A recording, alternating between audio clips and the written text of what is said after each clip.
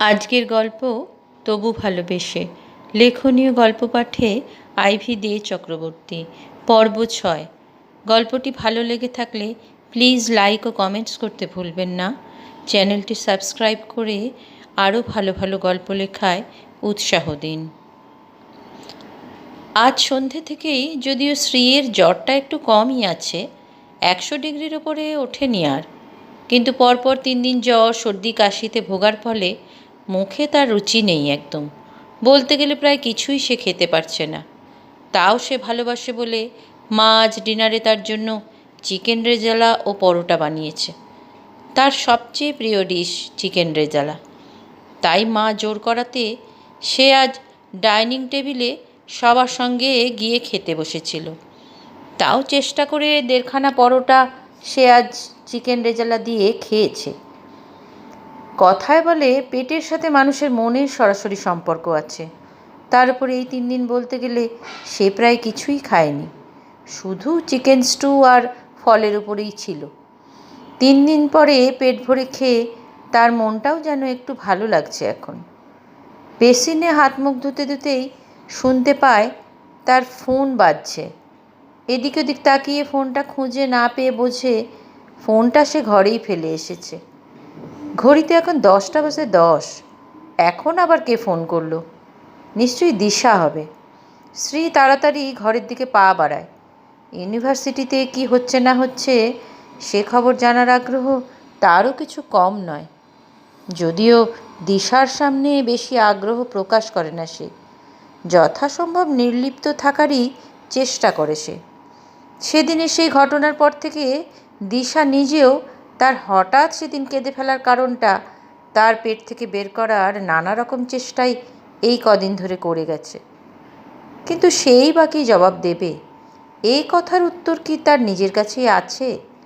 সে তো নিজেই ভেবে কুলকিনারা পায় না যে তার এরকম একটা অদ্ভুত আচরণের পেছনে কারণটা কি।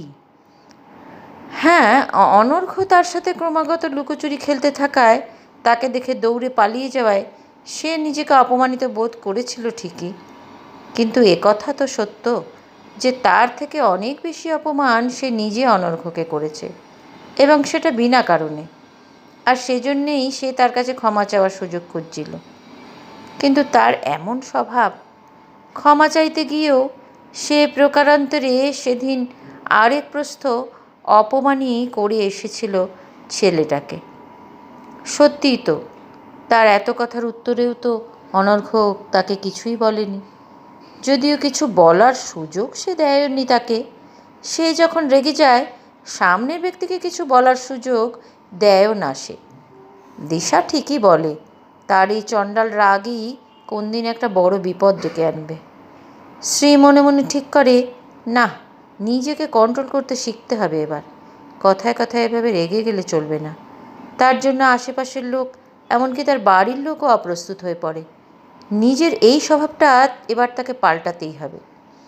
ঘরে এসে মোবাইলটা হাতে নিয়ে দেখে দুটো মিসড কল, কিন্তু এটা তো দিশার নম্বর নয়, একটা অচেনা নম্বর থেকে ফোনটা এসেছে। এত রাতে ফোন, তাও আবার অচেনা নম্বর থেকে। কার হতে পারে ফোনটা?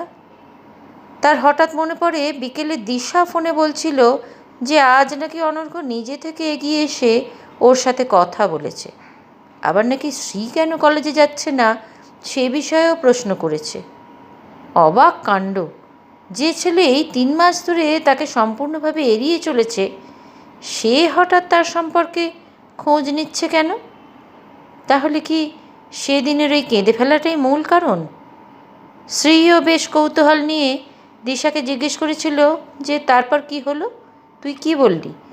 দিশা বেশ ঝাঁটিয়ে উঠে বলেছিল, আমি আবার কি বলবো? কাণ্ড বাঁধাবি তুই আর উত্তর আমি দেব? দুবার তোর এরকম কাণ্ড করার পর আমার কি আর অনর্ঘ্যর সামনে মুখ দেখাবার জো আছে? তাহলে কি করলি তুই সেটা তো শুনি। শ্রীয়ের অধৈর্য গলা শুনে দিশা বলে, কি আর করব, তোর মোবাইল নম্বরটা লিখে হাতে ধরিয়ে দিয়েছি। গণ্ডগোল তোর সাথে ওর হয়েছে, তোরাই সরাসরি মিটিয়ে নে, আমাকে এর মধ্যে টেনে কী লাভ? শ্রী প্রচণ্ড অবাক হয়ে যায় শুনে। সে কি রে, আমার মোবাইল নম্বরটা দিয়ে দিলি তুই? কেন রে? কেন আবার? তোর সম্পর্কে এত এত প্রশ্নের উত্তর তো আমার জানা নেই। আর তাছাড়া ওর সাথে বেশিক্ষণ কথা বলতেই আমার আজকাল লজ্জা লাগে। আমি বাবা মোবাইল নম্বর দিয়ে দিয়েছি, এবার ইচ্ছে করলে তোকে ফোন করে সে তার কৌতূহল মিটিয়ে নিক, বা তুই ওর কাছে ক্ষমা চেয়ে নিস, সেটা তোদের সম্পূর্ণ পার্সোনাল ব্যাপার। ফোন রেখে দিয়ে শ্রী কিছুক্ষণ হতবাক হয়ে বসে থাকে।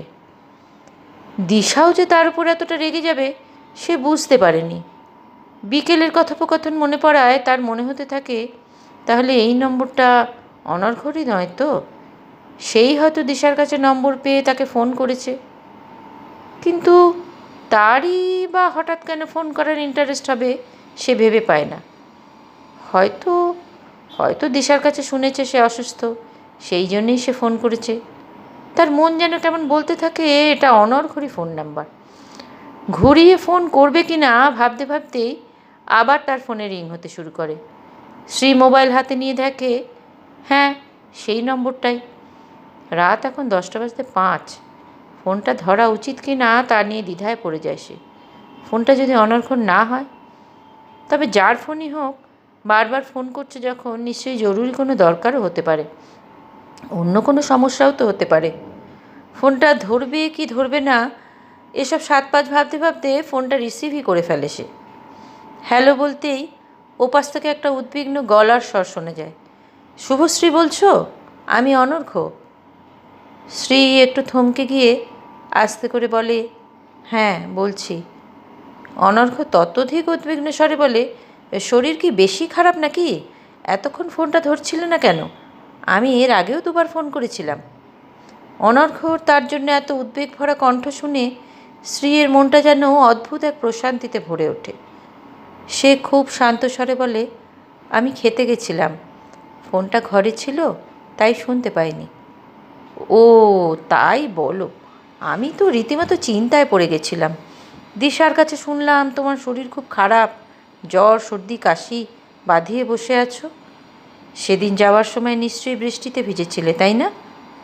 হুম। শ্রীয়ের গম্ভীর উত্তর শুনে অনর্ঘ এবার একটু থমকায়। ফোনটা ধরে থেকে এসে পাগলের মতো একাই বকে চলেছে। ও পাশ থেকে প্রয়োজনীয় উত্তরটুকুর বেশি কোনো সাড়া পাওয়া যায়নি। কী যে তার হয়েছে কে জানে। এত রাতে ফোন করায় শুভশ্রীর বাড়িতে কোনো অসুবিধা হলেও হতে পারে, এ কথাটা তো তার এতক্ষণ মাথায় আসেনি। সে এবার একটু ধীরে ধীরে বলে, এত রাতে ফোন করায় তোমার কোনো অসুবিধা হচ্ছে না তো? বাড়িতে কোনো সমস্যা হলে বলো, তাহলে বরং পরে কথা বলবো, এখন রাখি। শ্রী যেন এতক্ষণ মন প্রাণ ভরে অনর্ঘর কথাগুলো শুনছিল। ফোন রাখি কথাটা শুনে সে তড়িঘড়ি বলে উঠল, না না, অসুবিধা নেই, আমি তো নিজের ঘরে চলে এসেছি, এখন এখানে কেউ আর আসবে না, দরজাও বন্ধ আছে। আপনি বলুন, এত রাতে ফোন করেছেন, কোনো অসুবিধা হয়নি তো?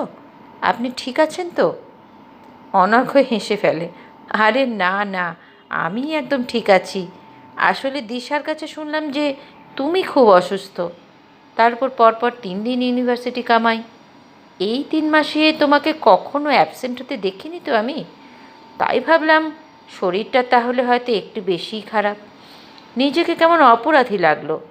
সেদিন আমার সাথে কথা বলার পরেই তো তোমার শরীর খারাপ হলো, মনে হলো এর পিছনে হয়তো আমারও কিছুটা দায় আছে। শ্রী তো শুনে বেশ হতবাক হয়ে যায়। এ ছেলে বলে কি?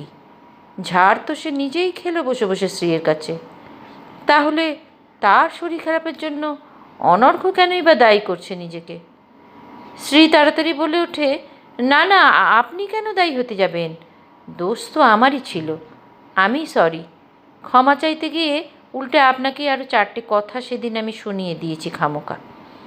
আপনি তো বলতে গেলে আমাকে কিছু বলেনইনি। অনর্ঘ হেসে বলে, মানে বলার চেষ্টা করেছিলাম। আত্মপক্ষ সমর্থনের চেষ্টা কে আর না করে বলো? তবে হ্যাঁ, সে সুযোগই পাইনি আসলে। শ্রী খুব লজ্জা পেয়ে যায়। সে আস্তে আস্তে বলে, হ্যাঁ, এটা আমার একটা বদভ্যাস। আপনি ঠিকই বলেছেন। ঠিক কখন যে আমি রেগে যাই আর রেগে গেলে আমি কী যে কাণ্ড ঘটিয়ে ফেলি তা নিজেই বুঝতে পারি না। যাই হোক, সব কিছুর জন্যই সরি। আপনি আমাকে যতটা বাজে মেয়ে ভাবছেন আমি ঠিক ততটাও খারাপ নই। অনর্ঘ্য তাড়াতাড়ি বলে ওঠে, না না, খারাপ মেয়ে হতে যাবে কেন? তুমি যা যা করেছো সবটাই রাগের মাথায়। তবে সব কিছুই আর একটু দেখে বুঝে করলে ভালো হয় আর কি। চটটার ওজন নেহাত কম ছিল না। শ্রী ভীষণ অপ্রস্তুত হয়ে পড়ে, বলে, হ্যাঁ, ওটার জন্য ভেরি ভেরি সরি। আমি আসলে বুঝতেই পারিনি যে ছেলেটা আমাকে বিরক্ত করছিল আর আপনি এক লোক নন। বাইকের ওই লাল কালারটাই আসলে, বাপরে, তাহলে যে কোনো লাল বাইকের ছেলেদেরই তোমার থেকে সাবধান থাকাটা ভীষণ প্রয়োজন। শ্রী এবারে হেসে ফেলে, তারপর বলে, বলছি তো, সত্যি ভুল হয়ে গেছে আমার ভীষণ। ওটার জন্য সত্যি ক্ষমাপ্রার্থী আমি। অনর্ঘ্য এবার বেশ সিরিয়াস গলায় বলে ওঠে, আচ্ছা, যে কোনো কারোর কাছ থেকে ক্ষমা চাইতে গিয়ে তুমি এরকম কেঁদে ফেলো বুঝি? আচমকা অনর্ঘ্য এই প্রসঙ্গ উত্থাপন করায় শ্রী খুব অপ্রস্তুত হয়ে পড়ে। কী বলবে ভেবে না পেয়ে বলে, হ্যাঁ, আপনি তো সব জানেন। ঠিক আছে, আমি ফোন রাখছি এখন, বলে ফোন কেটে দেয় শ্রী। আচমকা ওপাশ থেকে ফোনটা কেটে যাওয়ায় কিছুটা থতমত খেয়ে যায় অনর্ঘ্য। তারপর নিজের মনেই সে অট্ট হাসিতে ফেটে পড়ে। এই গল্পের আগের সব পর্বের লিঙ্ক নিচে ডেসক্রিপশন বক্সে দেওয়া আছে। গল্পটি ভালো লেগে থাকলে অবশ্যই লাইক ও কমেন্টস করতে ভুলবেন না। চ্যানেলটি সাবস্ক্রাইব করে পাশে থাকুন প্লিজ।